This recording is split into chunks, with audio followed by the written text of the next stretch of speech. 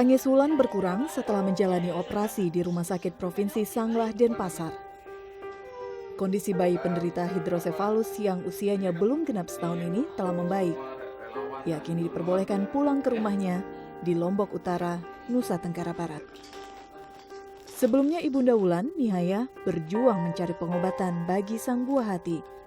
Wulan akhirnya mendapatkan bantuan dari Endri Susanto. Pokoknya parah udah kalau nggak ada Yayasan Endris yang ngebantu. Pokoknya kan kita harus tawakal gitu. Kalau nggak ada yang ngebantu ini anak, udah kita biarin. Tawakal aja, tergantung sama yang kuasa. Nanti yang bikin dia sehat, yang nggak bikin dia sehat kan kita tergantung gitu. Tapi kita bersyukur sekali bahwa ada yayasan yang ngebantu.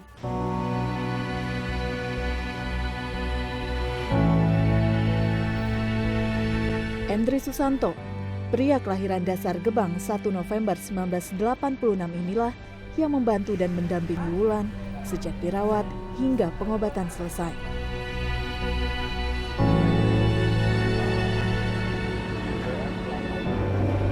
Endri melakukan ini bersama teman-temannya di Lombok Utara, Nusa Tenggara Barat. Aktif dalam berbagai kegiatan sosial sejak masih kuliah, Endri menjalankan misinya membantu anak-anak dengan mendirikan Endris Foundation. Kegiatan sosial ini kan kita harus meninggalkan comfort zone kita. Zona nyaman kita harus benar-benar kita tinggalkan. Karena sudah melihat teman-teman banyak dan segala macam, akhirnya ada timbul keinginan untuk membentuk sebuah lembaga, yaitu Endris Foundation ini. Gitu. Saya tidak punya uang pada saat membuat notaris ini gitu loh. Jadi teman saya dari Australia yang tidak bisa saya sebutkan namanya, itu memberikan saya uang. Kamu butuh berapa untuk notaris? Saya dikasih 6 juta. Dan saya dikasih cash money. Ini entry 6 juta untuk membuat notaris. Jadi bulan itu saya buat sekitar bulan Agustus.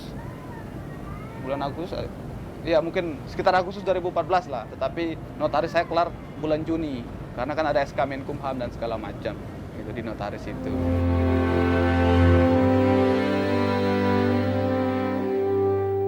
Bantuan datang silih berganti. Berkat pertemanan di media sosial, banyak tangan yang mengulurkan bantuan, termasuk dari mancanegara. He's in Lombok, and they send a lot of the children here. We spend a lot of time here, so we like to be his friend here, go into the hospitals, speak to the children, play games with them, give them some hope that they're not just left there and dumped and forgotten. Endri meninggalkan pekerjaan nyaman sebagai staf ahli anggota DPR demi membantu anak-anak yang membutuhkan. Untuk biaya hidup saya dari mana misalnya itu. Saya nggak tahu dari mana teman saya dapat uang. Tapi saya ini hidup saya itu kayak dihidupi sama orang gitu loh. Tetapi karena saya melakukan hal yang baik, jadi kayak moto di sini yang ini, good things happen to good people ini. Ketika kita melakukan hal yang baik pasti Tuhan, Allah pun tidak akan tidur. Dia pasti akan melihat kita dan memberi kita makan.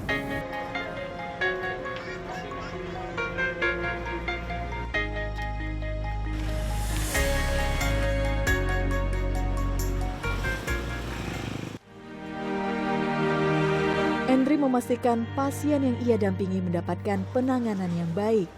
Salah satu anak yang menyita perhatian Endri adalah Rika, penderita infeksi kulit dan gizi buruk. Rika, warga Kecamatan Kayangan, kini masih menjalani perawatan di Rumah Sakit Umum Daerah Lombok Utara. Tak ada orang tua yang mendampingi. Rika kecil hanya ditemani sang nenek. Ibundanya bekerja di Arab Saudi, sementara ayahnya sudah menikah lagi dan tinggal bersama keluarga barunya. Halo. Andre. Kemarin itu yang bawa berobat ke sini pertama siapa, Nek? Bawa Rika berobat datang ke rumah sakit. Dokter baik ada jauh dah.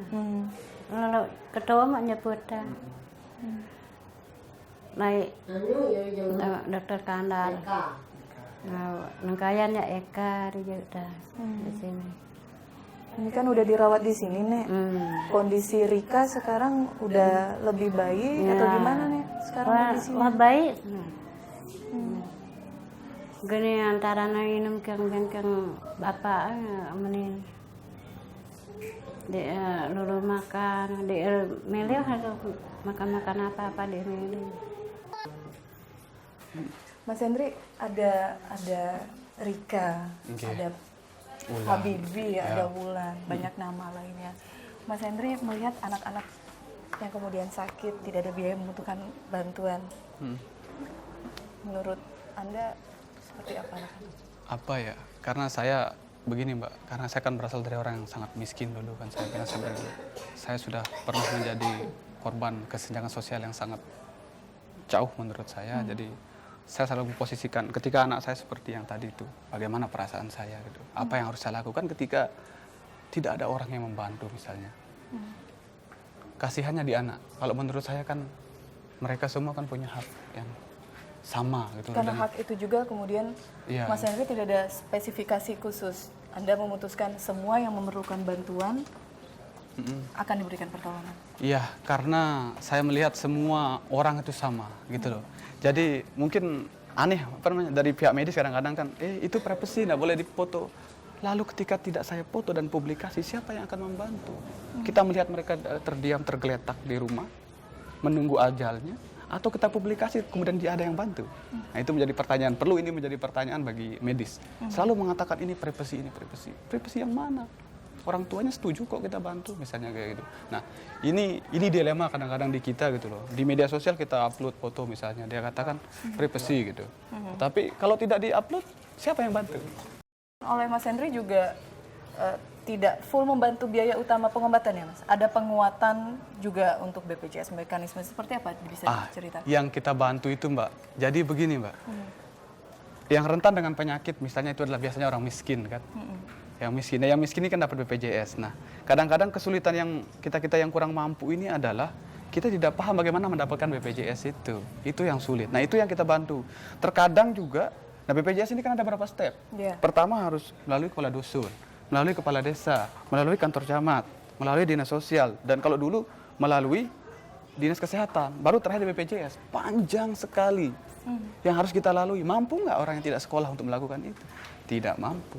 Saya pun, kalau andai kata saya tidak menerjuni ini dan pernah menjadi kerja dulu di staf ahli di bidang kesehatan itu, saya tidak tahu kesulitan masyarakat ternyata sangat kompleks dengan adanya peraturan yang BPJS ini, bisa saya katakan demikian. Tetapi mau bagaimana lagi? Ini cara pemerintah. Notabene ini ada secara positif, ini cara pemerintah mengcover biaya kesehatan masyarakat gitu. Sudah senang ini.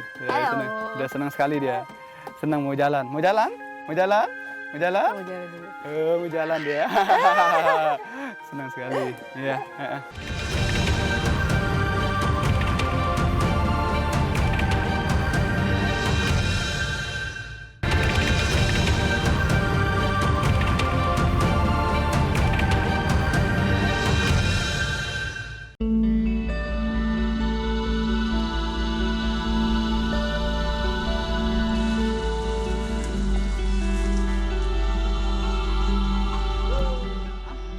Inilah kegiatan Hendri sehari-hari, menyambangi pasien hingga ke pelosok.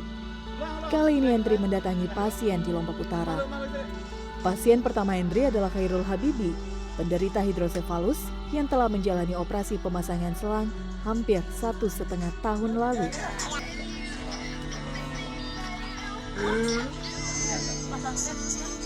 Kini saat usianya mencapai 2,5 tahun, Habibi semakin aktif bergerak, termasuk merespon orang di sekitarnya.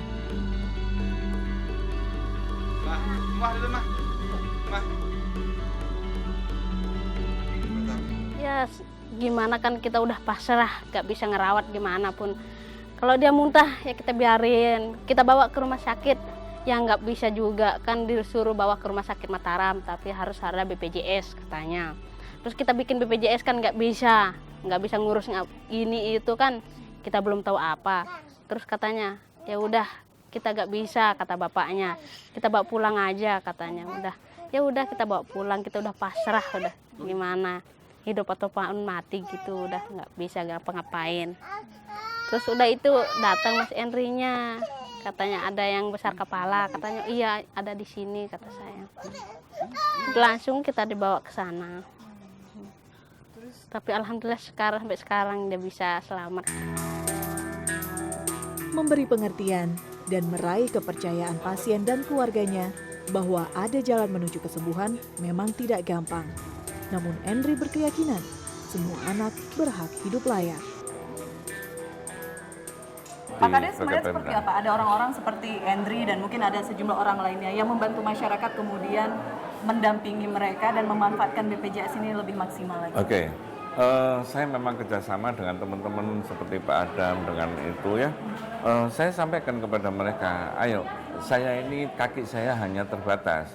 Kalian-kalian yang tahu persis, saya tidak tabu dengan suatu protes dengan macam-macam, gitu ya.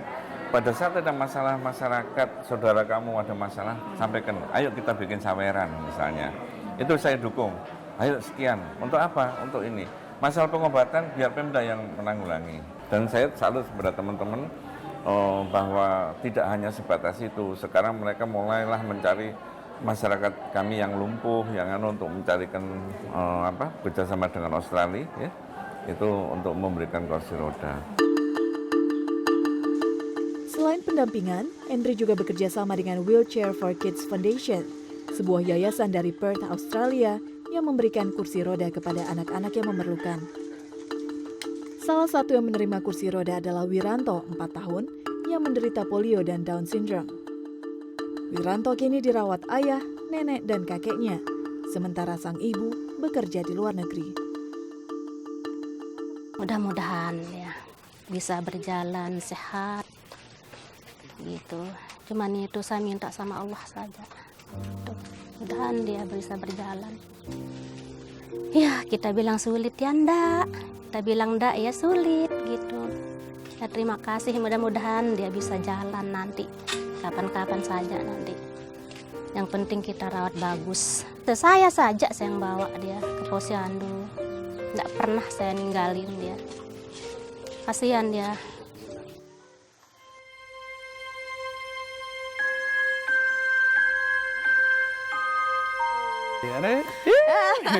Ya, senang, sudah senang ini. Ya, sudah senang sekali dia. Senang mau jalan, mau jalan, mau jalan, mau jalan. Mau jalan dia. Senang sekali. Iya. Ini kemarin salah satu praktek Mas Hendri jemput bola. Ya, memang banyak sistem sih mendapatkan informasi ini kan. Bisa saja dia langsung ada yang langsung telepon, ada yang langsung mengirim via inbox itu caranya. Tapi memang ini teman-teman memang gerilya ini. Jadi alhamdulillah kita punya di sini relawan di daerah segini kan langsung dia yang mencari gitu, ada informasi tentang adik-adik yang memiliki kelainan seperti ini gitu. Jadi kita didata, akhirnya saya berkomunikasi dengan Adam selaku di manajemen yayasan untuk segera kirim tim untuk cek. Setelah dicek layak apa tidak untuk mendapatkan kursi Apa roda. standar layaknya? Standarnya ada syaratnya? Kita sambil jalan ya. Oh iya, ini enggak apa-apa ya coba deh. Kalau tidak ada standar yang spesifik sih. Cuman kan kalau kita bawakan dalam keadaan sakit kan enggak bisa. Tetapi kita sih pengennya memberikan semua orang. Semua yang mendapatkan, karena memang kursi roda semacam ini saya belum menemukan di Pulau Lombok ini. Ada penyakit tertentu, usia tertentu, jenis kelamin tertentu, latar belakang keluarga. Oh, kalau jenis penyakit yang boleh menerima kursi roda ini misalnya kan ini kalau sesuai dengan hasil kita pada saat kita training dulu di Bali, di Sanur, Bali Sport Foundation itu misalnya brain damage, ini kan kayak Down syndrome lah. Itu, nah ada yang cerebral palsy itu CP, orang bilang kan terkenal dengan CP ya, UCP misalnya kayak semacam itu. Terus ada yang polio. Nah ini kan penyakit yang biasa diderita di perkampungan-perkampungan, itu sangat sering kita temukan gitu adik-adik yang terkena penyakit seperti ini. Nah kita mengutamakan, mengutamakan yang sangat tidak mampu dulu lah. Itu akan menjadi prioritas baru. Ini kan kalau yang sudah tidak mampu kan pasti fasilitasnya kurang di rumah segala macam. Jadi membutuhkan tempat duduk segala macam. Tapi kalau orang yang mampu, minimal kan ada kursi, ada sofa tempat dia duduk kan dulu sementara waktu kan. Punya kasur yang bagus tempat tidur. Kalau misalnya ini kalau terlentang selamanya misalnya di tempat kayak itu sakit, rusak. Dan ini bisa membantu juga pertumbuhannya, karena juga menyesuaikan ya. Tadi saya melihat diukur. Ya, jadi ini Mbak bisa dikatakan terapi mereka gitu loh. Jadi kenapa saya pasang ini Mbak? Misalnya ini, kenapa tadi saya ngotot pasang? Walaupun teman-teman saya bilang tidak, tetap saya harus pasang karena anak ini begini, supaya harus begini. Dan normalnya manusia seperti apa? Itu yang kita coba buat dia gitu loh. Walaupun mungkin agak kesulitan bagi dia. Ini semua hasil dari sosial media. Benar sekali. Datangnya sosial media, dapatnya juga sosial media, semuanya. Makanya tadi kan teman-teman ada yang moto dari kita kan, moto itu untuk laporan bahwa kita itu mengukur gitu loh. Benar kami ngukur. Nanti kadang-kadang dia bilang, Andri, detail. You have to send me detail picture, the step how you assemble the wheelchair. Oke. Kalau misalnya ada sedikit, misalnya nanti ini kan saya kirim, video saya kirim. Ada sedikit dan Andri, misalnya ini nggak pas. Dia kasih tahu saya ini nggak pas, nomor 2 ini nggak bagus. Dan mereka memantau itu semua laporan itu. Semua dipantau. Jadi masih ada supervisi juga dari Australia. Australia supervisi dia. Kalau memang laporan kami nggak bagus, tidak mungkin dia berlanjut ke tahun 2015. Kemarin saya dikirimkan sekitar 45 tahun 2015. Iya, 2015 itu 45 biji. Nah, setelah dia evaluasi, ternyata direkturnya namanya Pak Don dari FERT itu, direktur di WFK Foundation ini, melihat bahwa ternyata hasil kami sangat bagus dan sangat diapresiasi sehingga dilanjutlah. Kami diberikan pada tahun 2016 ini sebanyak-banyaknya mungkin. Keluarga ya utama, itu juga nyawa orang utama juga karena. Tapi istri saya terkadang saya kasih tahu kalau kamu memang ingin jalan-jalan kasih tahu. Jadi kita sebisa mungkin untuk fair.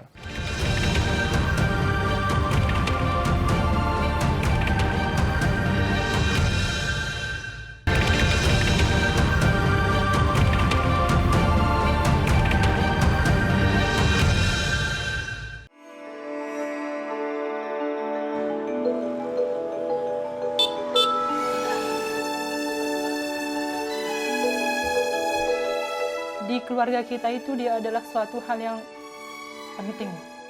Dia bukan hanya seorang bapak,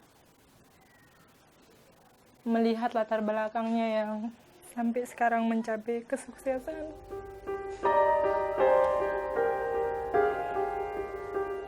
Dia pernah bilang sama saya, sayang, di masa kecil saya pernah hidup menderita, pernah makan makanan basi, pernah tidak makan. Jadi saya tidak mau anak dan istri saya merasakan apa yang saya rasakan. Itu suatu hal yang sangat saya ingat sampai detik ini.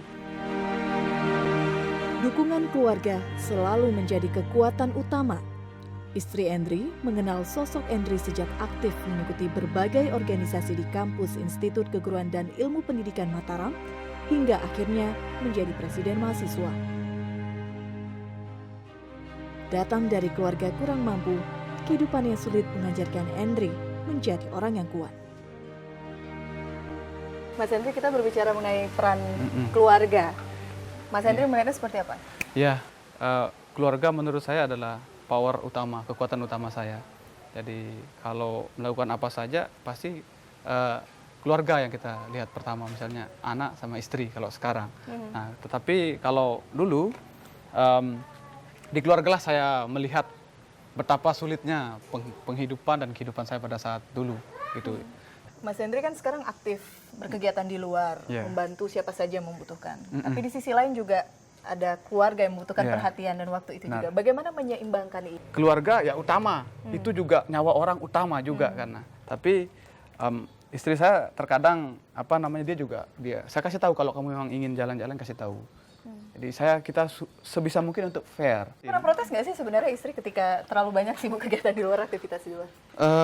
Protes sih enggak, palingan ada kode-kode khusus. itu biasa dalam rumah tangga itu. Tapi dia tidak pernah protes menurut saya, misalnya bilang kok saya di nomor 2 kan, itu tidak pernah. Tetapi ada kode-kode khusus yang menurut saya dia itu kangen misalnya. Yaitu kita bisa sikapi segera dan mungkin ada pekerjaan misalnya berkaitan dengan ada sakit bisa saya limpahkan ke teman-teman yang lain. Gitu.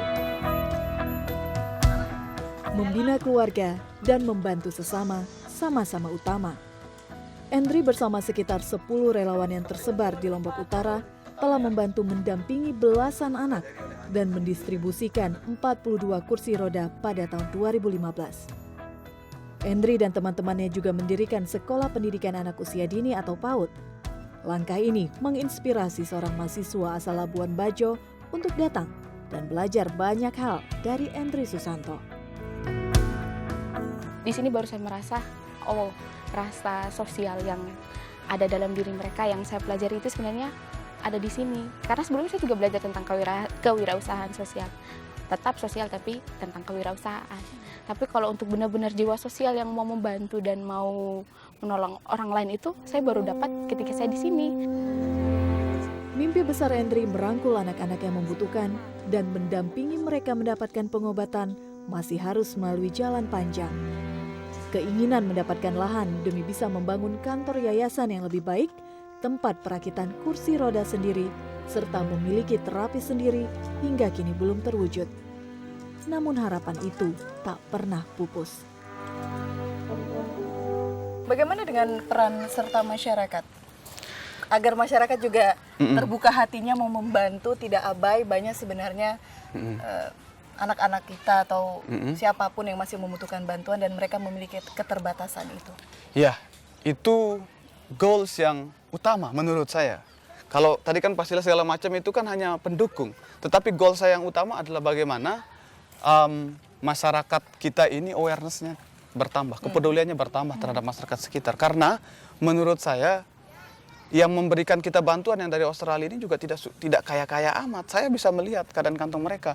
Tetapi karena jiwa sosial yang sangat tinggi, itu yang membuat mereka mau membantu gitu. Nah, bukan tidak mungkin ke depan itu kita tidak bergantung lagi dengan teman-teman yang bule-bule ini untuk membantu adik-adik kita usia segala macam. Kita berharap juga dari lingkungan kita sendiri. Nah, itu adalah goal utama kita. Lingkungan sendiri dan pemerintah tentunya. Itu goals kita. Ada pesan khusus mungkin? Kalau pesan khusus saya sih harapan mungkin kalau saya kan harapan saya adalah ke depan itu bagaimana khususnya kita didukung lah oleh pemerintah. Kan dukungan pemerintah kan banyak modelnya, kebijakan, mungkin dari bisa juga mulai dana hibah kalau kita kan yayasan gitu. Itu tetapi saya tidak berharap karena sampai detik ini kita masih tetap survive karena kita masih mampu untuk, tetapi kalau ke depan harapan kita bisa berkolaborasi gitu dengan pemerintah untuk menyelesaikan masalah kesenjangan sosial ini. Nah, kalau tadi itu kan harapan, tetapi kalau pesan saya adalah ketika kita melihat suatu kesenjangan sosial, misalnya ada adik yang cacat, kanker segala macam, miskin terutama, itu adalah coba kembalikan ke diri kita. Ketika kita pada posisi mereka miskin seperti itu, tidak ada yang membantu, apa yang terjadi. Nah, pasti kita akan tergugah untuk hal itu. Dan adik-adik, anak-anak ini memiliki hak yang sama seperti kita. Jadi berikanlah hak dia. Mungkin melalui kita, haknya dititipkan oleh Allah untuk ke dia. Itu.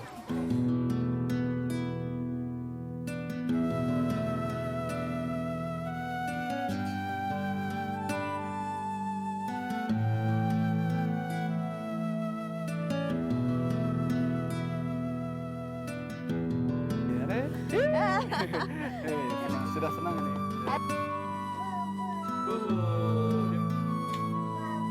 Bapak.